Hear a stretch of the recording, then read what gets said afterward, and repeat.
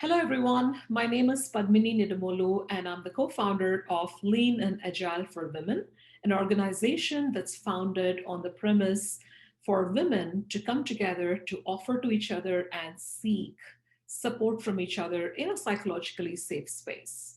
As part of this organization, we launched an initiative in 2019 called LIA100 or Lean and Agile 100, and this is to celebrate the narratives, the inspiring moments from 100 women across the world, 100 among many. We have so many incredible women. We always have a tough time scrubbing that list, but we are starting with the first 100 we could lay our hands on.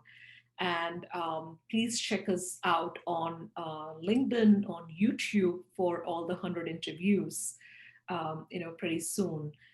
So please check us out and let us know if you have any nominations of the women that you know, and we'll be glad to feature them on this show, if you will. As part of today's session, we have two incredible women from Jamaica, Chantal Jenoure and Nicola Brown, and both of them are doing incredible work in Jamaica. We'll learn more about what they're doing. Welcome, Chantel. Welcome, Nicola. Thank you so much for your time. Thank you for inviting us. Right.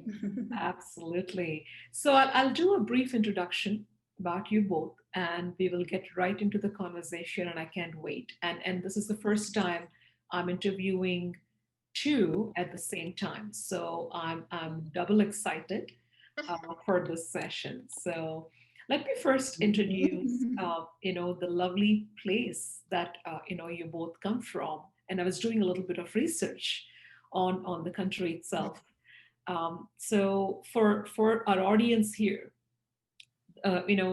these women come from a country of fastest runners in the world, and the country produces the most music per capita, and rum is the national drink. I did not know that. And excuse me. And we have you two amazing women who are working your way to transform organizations with Agile's way of working. Sorry, I have a bad throat today. All right. So a little bit about Nicola Brown. Nicola is actively on a quest to help organizations understand the value of Agile in Jamaica. She's also the co founder of Agile Caribbean Link, a blog that is dedicated to creating a link among Caribbean Agile practitioners or aspirants.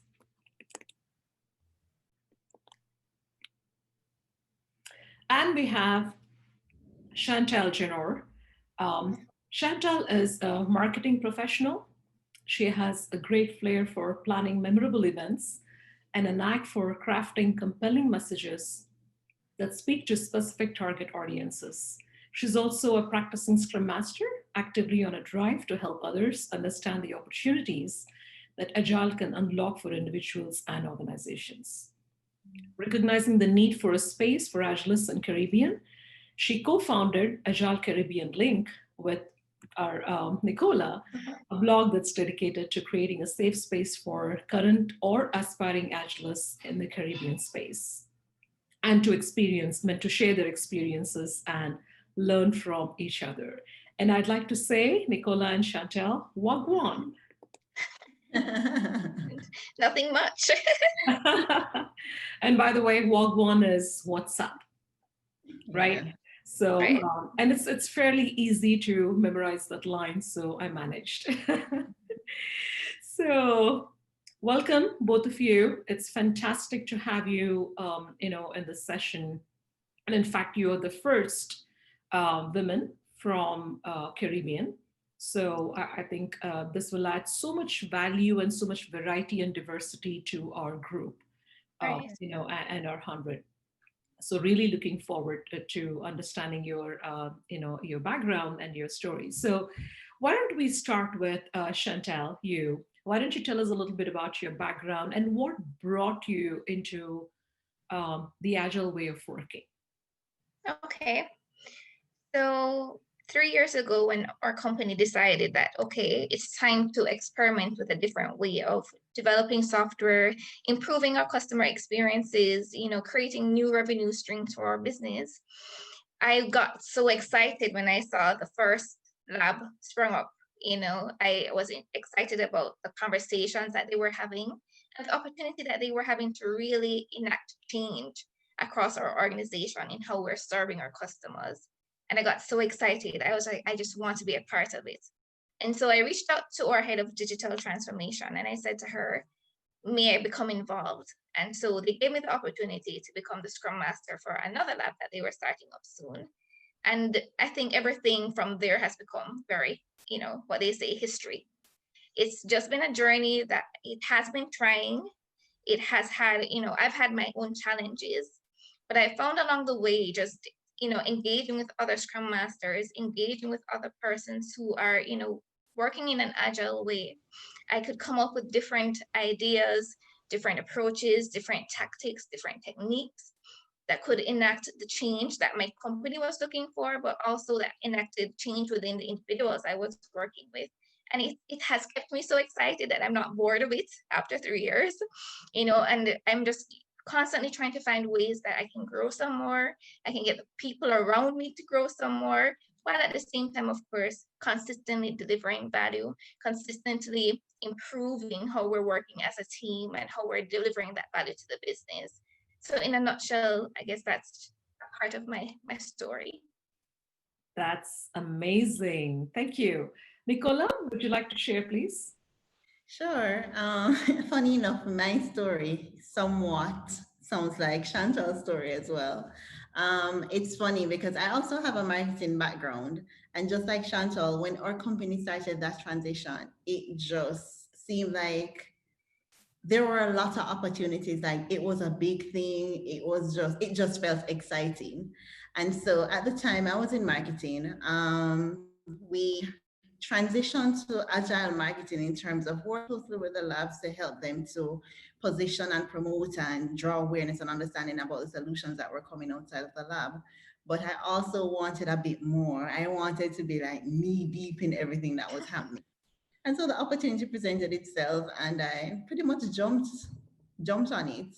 And when I was confirmed as a Scrum Master, like I remember just being absolutely ecstatic and a lot of thoughts because one, I was excited about the fact that yes, we would be able to somewhat put our own touch on things that we're delivering for the organization and somehow influencing the organization into a different way of doing things. And so all of that felt very new, very exciting.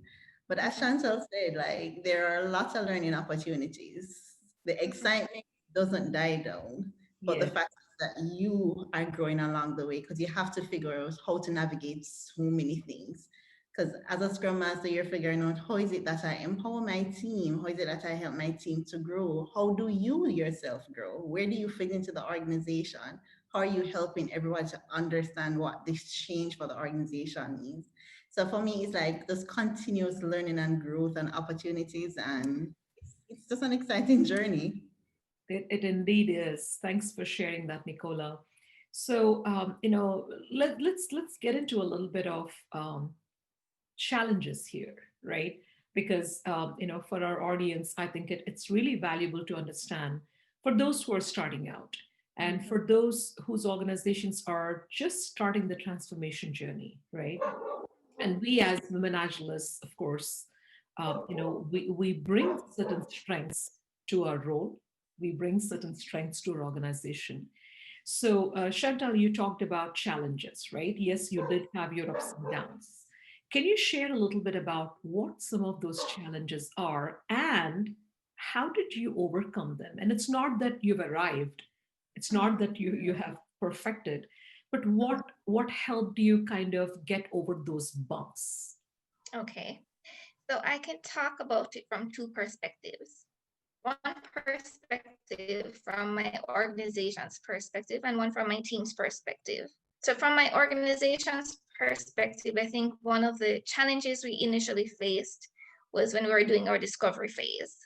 And you're trying to map out the existing process to understand, what is being done, so you can understand, okay, how do I fall into this, or how do we work together to create something that is immensely valuable to both the business and to our customers at the same time. And one of the questions that we, ended up asking the organization was, why do we do certain things a certain way? And when you get the response that, it's how it's always been done, it was an aha moment to say, okay, let's have another conversation. Who do I need to talk to get permission to enact, or to deliver my solution in a different way? And you realize I'll say my solution because I take my work very personal. I'm very passionate about the things that I work on with my team. And so, it opens so many doors for us to have conversations with the right people, for us to invite the right people to the table so that a decision can immediately be taken, especially when you're asking that question and the answer is, that's just because that's how it's always been done. That is your first inclination, that is your first opportunity to start on that challenging the status quo journey. So that's the first challenge I can remember I experienced when I first became a Scrum Master. The second one was this very personal, and it was on a team basis, was when you're working with persons who may not be an ideal fit for the team or an ideal fit for Agile. And as a brand new Scrum Master coming into the space, it was very hard for me to negotiate. Was it me? Am I not being a good Scrum Master? Am I not being able to support the person in the right way? Am I missing some skill sets to allow the person to feel heard? Why am I not understanding why this person is presenting themselves in this particular way? Just trying to navigate, how do I keep my team rowing in the same direction? When the equation may be the person may be a bad fit for Agile, or also just a bad fit for my team. And with the help of an Agile coach, he helped tremendously for me to mentally kind of unlock what the opportunities were, but also relying on some of my Scrum Masters like Nicola and having conversations with her about some of the challenges I was facing in my team, getting some suggestions, okay, what about having this certain conversation? What about asking them this question? What about trying to something as literal as changing how everyone was sitting in the room we were working in, and just observing how that changed the conversation, how it changed the energy on the team, and just really and truly sometimes just making that hard decision to say, I really don't think this is working out. And, having that conversation, having the confidence and the courage to have that hard conversation sometimes.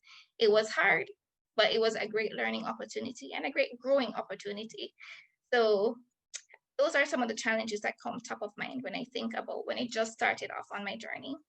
Yeah. And I think you bring up a great point, right? I think having those courageous conversations is so important.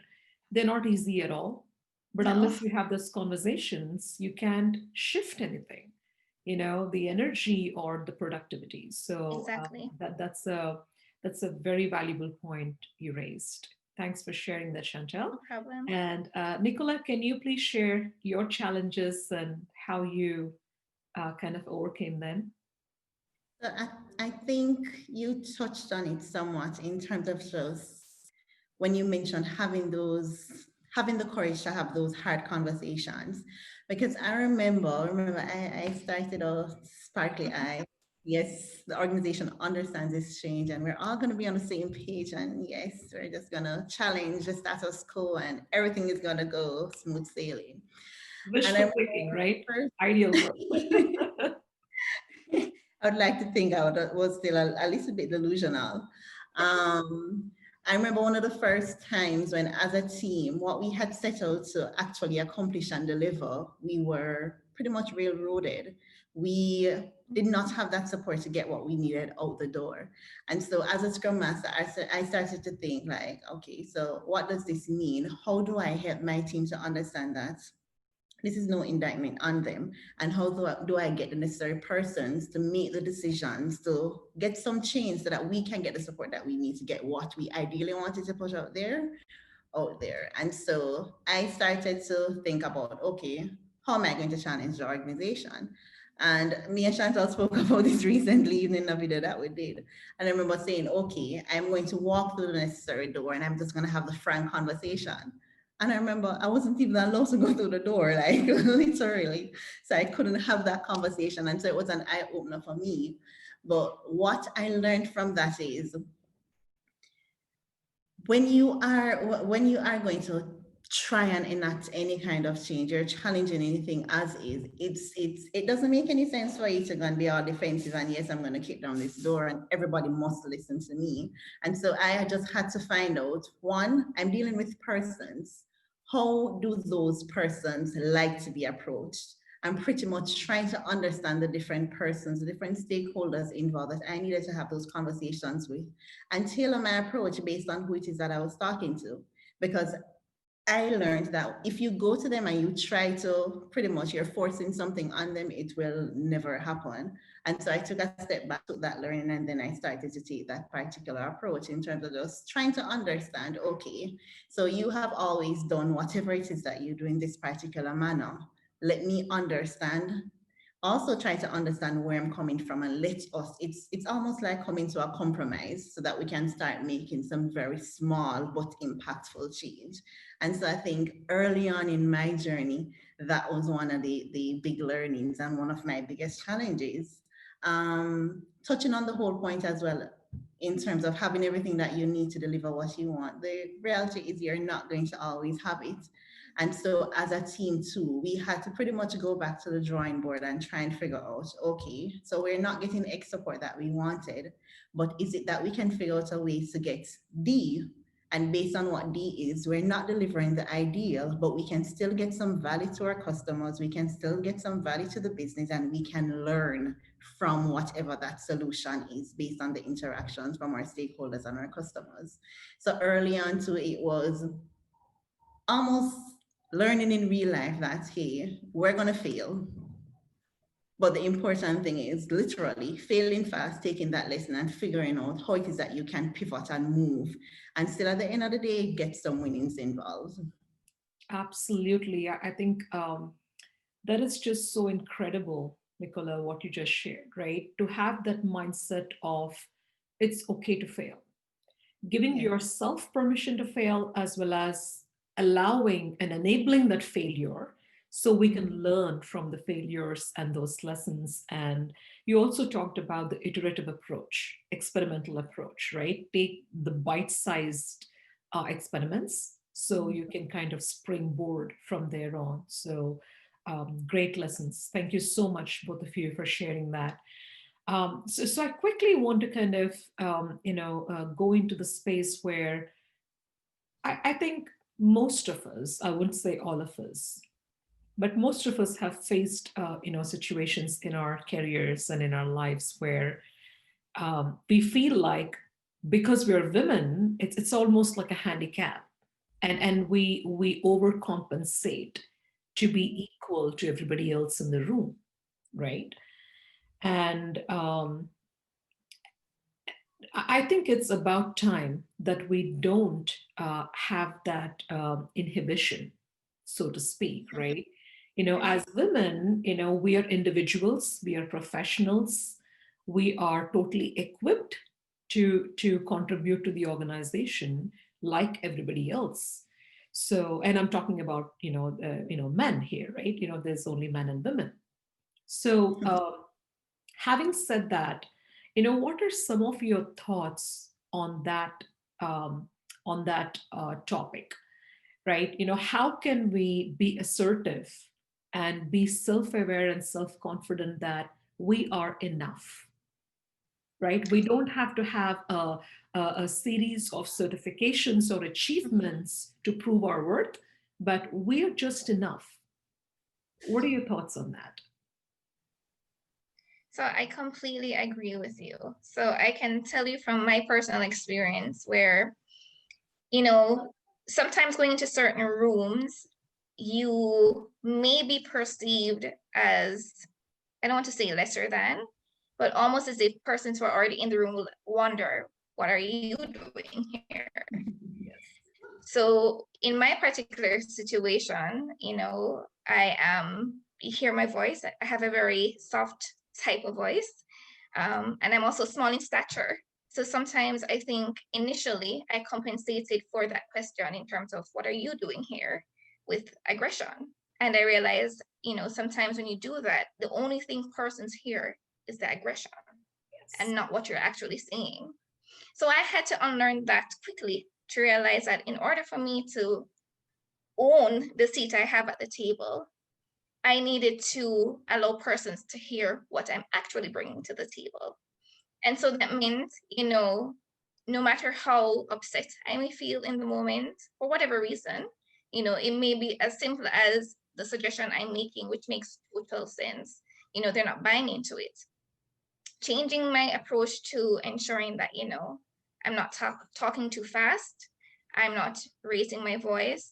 I'm not coming across as aggressive, but instead I'm keeping a level tone. I'm maintaining eye contact. I'm holding all my emotions inside, even though I may be bubbling. I'm keeping everything calm, cool, and collected, just so that I could say what I needed to say. And sometimes when you are able to command that respect from the room, you realize that you get heard. You get heard without, having to be, too loud or too forceful. And you earn the respect that way too, when you are able to just simply communicate simply why your suggestion or why you have a different perspective, and then allowing everyone in the room then to kind of come to a consensus as to what is the approach we're going to try. Because as Nicola just said, it's okay that we fail. We won't get everything right every single time. And no matter if it is that the room you're in is with your team or if it's with your stakeholders, ensuring that as a Scrum Master or as an Agile practitioner, you're still bringing about a creation of a safe space that they understand with our way of working iteratively. It is okay if we fail, because we're going to learn from the opportunity that we experimented with, and we can come up with a different approach, because now we understand that if we did it, a particular way, trying or tweaking one or two things in the approach may unlock the value that we're trying to get. So those are my few words on that question. Great question, by the way. That was so impactful, Chantal. And in fact, as you were talking, I was like, I wish I could make a checklist of everything you said, because you made such a powerful statement right there, right? In the pursuit of making ourselves heard, we overcompensate, right, with aggression, and it's probably not a deliberate aggression, but the voice gets louder, we get much louder in our body language and whatnot. But you just nailed it. You just nailed it, right? When you said, all that this is the aggression, not the message. So how can you be calm, contained, controlled, and still kind of demand that kind of respect and attention, so your voice can be heard and own that seat at the table? I think that owning just blew me off when you said that, right? It's not just having the seat, but you own the seat. That's right. That was just a sixer right there in the cricket language. So thank you for thank you for sharing that, right? Yeah, thank you, Chantal. Nicola, what are your thoughts on this? So while listening to Chantal, I was laughing to myself because my personality differs from Chantal in that perspective. Like, personally, I would prefer to sit in a room and work by myself and not necessarily have to interact with anyone like that, where it is that I'm trying to convince you of anything. But I think that is part of the change that I've seen since I've become a Scrum Master as well. Because I think part of it is, perhaps if decisions were only impacting me, then I would not necessarily be so vocal. But when you're talking about a team of 9, 10, 11 persons who will be impacted, and there's a better way to do things, like, I absolutely feel the need to speak up. Now, what does my need to speak up look like? Usually it's not, I don't come off as an aggressor. But what I find powerful, I think one of the tools that I have learned to like completely embrace as a Scrum Master is the power of asking a question. And sometimes you're sitting in that room and you're hearing the conversations, and really and truly I want to say, but this doesn't sound too right. So you allow the conversation to continue, and when you can actually interject, you ask that question and you wait for the response. And if the response is not desirable, you ask another question. And if it's that I'm not literally sitting in a room with everyone who I want to have that conversation with, then I also have taken to sending an email. And even it is, I think I say to myself, so I'm making this known that I'm considering this and this is impacting me, this is impacting the team, this is impacting the organization, whoever it is impacting. But I'm going to send a note and let you understand what is happening, or I'm going to call you and try and have a conversation with you. I'm not going to say that you're going to listen and agree and all will be well, but at the end of the day, let it not be said that it was not voiced to you that this may not be the best approach. For example, if we're considering how to approach problem solving something or any kind of solution. So that's one of the biggest learnings for me as a Scrum Master. Usually, if I go to a meeting, I sit, I listen, I scribble, I take my notes, I go about my business and I do my work. But as a Scrum Master, I cannot sit in any forum and hear anyone making a decision that's impacting how the team works or anything with the team and not try and get a better understanding. And that's how I try to challenge you. So for me, I'm helping you to think through what it is that we're doing here so that all the information that we need, we can make the best decision based on that information. It may Right. not necessarily be the 100% best right now, but based on what we know, this is the best that we can proceed with. Absolutely. I think you made a great point there, Nicola, especially when you said asking the right question, right? Sometimes a powerful question can totally shift the direction in which that conversation is going, right? You don't have to bang the tables, you don't have to be aggressive. You just have to ask that right question, powerful question. And that changes the course of the dialogue. So totally agree with what you said. And also I think driving the conversations so it's best for the entire team, not just for a section of people sitting in that room. Great insights. Thank you so much, Nicola. I was shifting gears a little bit. We were chatting right before this, right, about Lean and Agile, and the intent of this organization is to create a platform, a forum for women to come together, so we can actually have the right conversations, right, Nicola, as you just mentioned, having those right conversations, and also being able to offer, because everybody wants to give back to the community, we just don't know how sometimes. And then we are, of course, in touch with our immediate organization, immediate teams, but there are so many out there who are seeking what we could offer. It doesn't have to be a huge offering. It could be a 5-minute conversation to maybe a 20-minute, conversation, whatever that is that we can offer. I'm interested in knowing your thoughts about, how can women, in our spaces, in agile spaces and lean spaces, reach out to other women, right? And then I'll talk a little bit about the spirals we have as part of Lean and Agile, a group that is coming together on a cadence to kind of do this offer seek exercise. But I'm interested to know your thoughts on, the ability of us reaching out, and also, what are some of those barriers that we women have when we want to reach out, to open up and ask for help, right? Seek help when needed. What are your thoughts on that? I think sometimes it's ourselves, the Yes. person itself, Yeah, I we agree. hold ourselves back. Yeah. Some persons may feel intimidated by another woman.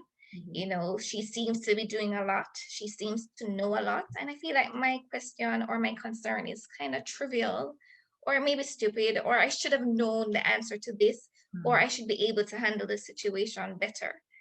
But if you're able to put your own self-criticism aside, and if you just focus on the fact that you want to have this learning opportunity through someone else who may have a different experience or more experience than you do, someone who is independent of your situation, who can give you a different perspective. My recommendation at all times is to be courageous. and approach it, of course, from a space of humility, because at the end of the day, being honest with yourself and being honest with someone else to say, hey, this is a challenge I'm having, and I'd like to have a 5-minute conversation with you about it, just to see if there's any suggestions or a different way I could approach the problem that I'm having. You would be so surprised at just how much, a 5-minute conversation can just unlock, ideas and just a different perspective, a different opportunity that you can pursue so that you can get to your results quicker.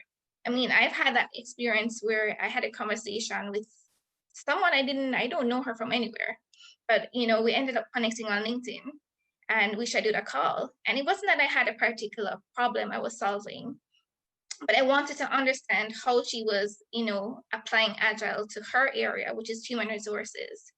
And it became such a conversation that I took away so much from our little half an hour chat, because it was so informal, it was light, it was unpretentious. It was, tell me what's going on in your organization. Let me tell you about some of the struggles I'm having. And even though she's not even working in a software development space per se, just the knowledge and the insights and just certain things she said allowed me to approach the people on my team differently, and allowed me to approach my organization in a different way when I'm championing on my team's behalf. And so I just say to anyone, like, just be fearless, be humble, and just know that it's a learning opportunity you definitely don't want to miss out on. Yeah, and I really want to lock that message that you just gave, Chantal, and I want to highlight that one more time, right? I think the 5-minute conversation can unlock so many possibilities for yourself. And just having that humility, number one, right?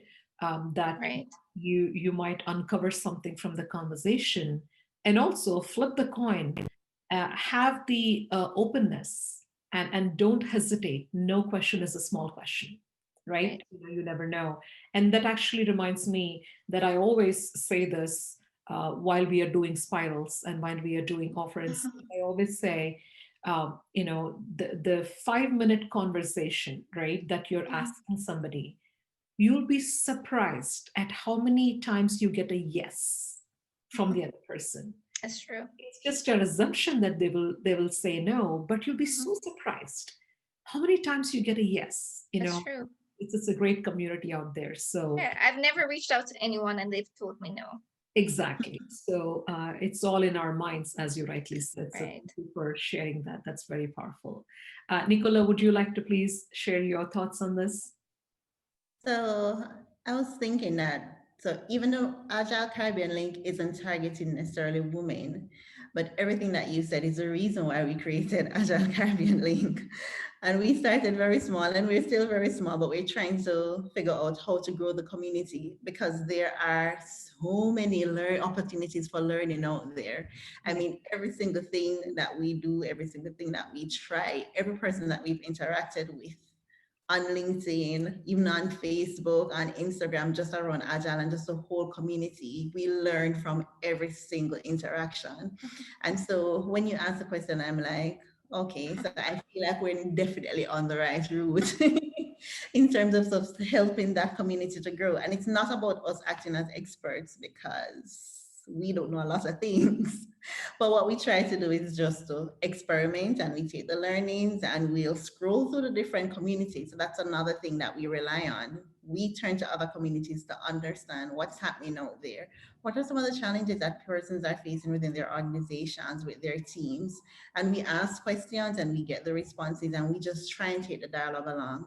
And when we learn anything also, we try to share it through Agile Caribbean Link, because we believe that, hey, if all of us share our learnings, like, what a great community would be, like much greater than what it is right now. And so, as Chantal said, it's just a matter of being humble, Yeah. accepting that we're all humans. Like, we're all trying to learn and grow and to be great at what we do. So if we can feel comfortable and humble enough to say, hey, Sean, I need some help, I need some advice, can you spare me a 5 minutes and have that conversation? Usually it makes a world of a difference. Yes, it does. And humility, right? As you rightly said, it all boils down to humility and understanding that not one person has all the answers. None Right. of us have all the answers, right? Mhm. But together we have all the answers. So Yeah. that's why the whole is greater than sum of the parts. Uh, So, just, the last topic is, you both are co-founders of Agile Caribbean Link. And, it takes a lot of initiative to kind of start something like that, right? In a space where there isn't any, probably in your space, in your side of the world. So, what inspired you to start that? Nicola, I think you mentioned that, the reason is so we all can offer and seek. But, while starting that, did you have any apprehensions in your mind that, oh my goodness, how can we start it? It's too big for us. And how did you get started on that? So I think I'll start. So I don't think it was any apprehension. It was more because for me and Chantal, we always try to look at everything as an iteration. And everything is just trying something new, and we're going to start small. So we're going to start by writing the first blog. And actually, Chantal wrote the first blog. And at that point, we didn't have our conceptualized Agile Caribbean link or Right. anything. And she wrote the first blog, then I wrote a blog, and then I, I think it was, I don't remember what conversation. We were having a conversation with some of our other friends, and we were just bouncing ideas out there. And then Agile Caribbean Link, like, somehow was born out of that. But what we were trying to help solve for in Jamaica, our company is one of the first to actually start adopting Agile. And so, based on everything that we were learning and what we were seeing, we thought it was a good opportunity just to change how it is that we work. So it's not necessarily about just the agile mindset and just being agile, as people would say, capital A agile, but it was about finding better ways of doing Yes. things. Like, there are better and smarter ways that we can work. And so we wanted started to get and share that with the wider community. So Chantal has a lot to share with us. So I'd love for Chantal just to chime in as well here. yeah, I think one important thing that I'd want to add to what you shared, Nicola, is the fact that we're two introverts who had to get over the fact that we're so introverted. So yes, we know that we were gifted writers or that we're capable of writing, putting pen to paper and, articulating a thought. But when it came to, okay, are we really going to publish this? Is this really good content? Does it even make sense? What I'm saying? I think we had to get over that initial fear and that initial self-doubt to realize that, hey, let's own this. We have something to say. We have some experience, may not be a lot, but we do have some. We have overcome some obstacles. We have learned a lot of things along the way. And we wanted to share that with, anyone else who was trying to also, start their agile journey. And I think another thing that we've done since we've grown our group and our following is that we have tried to reach out to other persons who are, also practicing Agile in the Caribbean. But we've also tried to ensure that we have diversified the conversation. So it's no longer centered just around software development. You're building something to release. We've tried to also ensure that the conversation can also be applied to any area of anybody's lives, no matter what sector you're working in, no matter what your work is. It could be marketing, it could be HR. Agile is practical, and it's really just the values, the mindset, the principles, and applying that to whatever work you're doing. So I think that's a big part of how we're trying to expand the community and expand the knowledge around Agile in the Caribbean. That it doesn't have to be only for software development. Yes. Apply it to anything, any area of your life, and you'll definitely see the value that it would bring to your table. Very much so. So you actually brought up a very good points, right? I think you both talked about business agility here, right? It's not just about software development, but it could be in anything. And also, I love the fact that you both touched on the fact that it make a humble start, right? And don't be intimidated. And also in my conversations with everybody, all other women that I talk to, many of them say that people don't take you so seriously. That's fine. We assign too much importance to it. It's okay if you fail. It's okay if you're not perfect. Don't take yourself so seriously. People don't take you seriously. What's the worst that can happen? Exactly. So just have that mindset. And I think this is a message to any woman out there who wants to do anything but is hesitant to take that first step, I think our message here is take that first step Yeah, and things will fall in place. That's definitely, lovely. definitely, Yeah. definitely. Yeah. Thank you so much. And, as we wrap up, I'd like to ask you if you have a message for our audience, right? Anything that you live by, anything that, drives you, a simple message. Who wants to go Okay, first? I'll go first. Okay. So my simple message to everyone out there, women in particular, is to keep your womanhood even while you work. And I say that to say, as Scrum Masters, we know that we become and we play a lot of different roles to our team members. So one day you may be a shoulder to cry on. One day you might be a big cheerleader. Another day you may be the person who, you're having that hard conversation with someone to say, hey, this is where you need to pull up your socks. But I think if you bring your womanhood to your work, where you are embracing the conversations with a lot of compassion, a lot of love, and as well as humility, you will realize that you unlock and you allow your team members to be comfortable enough to share things with you, to trust you. And, you'll see how far you're able to pour into someone else and watch them grow. So that's one of the things that I'd really want to mention as we wrap up. And just to remember that at the end of the day, if you fail, as long as you learn something from your failure, you didn't really fail. You learned something. So Amazing. Thank you so much, Chantal, right? Bring and preserve your womanhood. Awesome. Nicola, would you like to give us a message, please? Um, I think me and Chantal are hanging out like too much because my thought was, my message was also around bringing your own flair. And what had popped into my head, even for Chantal and I, like we recently started doing videos. And so because as Chantal mentioned, we're introverts. And so even deciding to do a video was like, not really sure, but okay, let's do it. And I mean, like, we've gone from basically taking almost one whole day to even shoot a very short video, not to mention the time we took to edit it. But what we have done is put our own flair to it. So even with those videos, with all the mess ups that we've done, we've included them in some of our videos to show you some bloopers, and that's just our little flair that we chose. And some persons enjoy it. So I would say, similar to what Chantal was saying, womanhood, bring your flair, like put your own vavavoom on anything that you're doing. Like just do Yeah. you basically, right? And don't be afraid to start small. Just start small and move ahead. One step at a time, 1 second at a time. Yeah. Wow, that's lovely. That's lovely, right? Bring your own flair and don't be shy. Don't be apologetic about it, but also take one step at a time. And that one step is so important to go distance. So that's fantastic. Thank you both so very much. This has been such an enriching conversation for me personally, and I know it'll add a lot of value to those who are listening to this. Thank you so much, Chantal and Nicola, for being here. Thank you. thank you so much for having us and for giving us a platform to share from our experience, with other women across the world. So thank you so much as My well. pleasure. My pleasure. Yes, I can talk.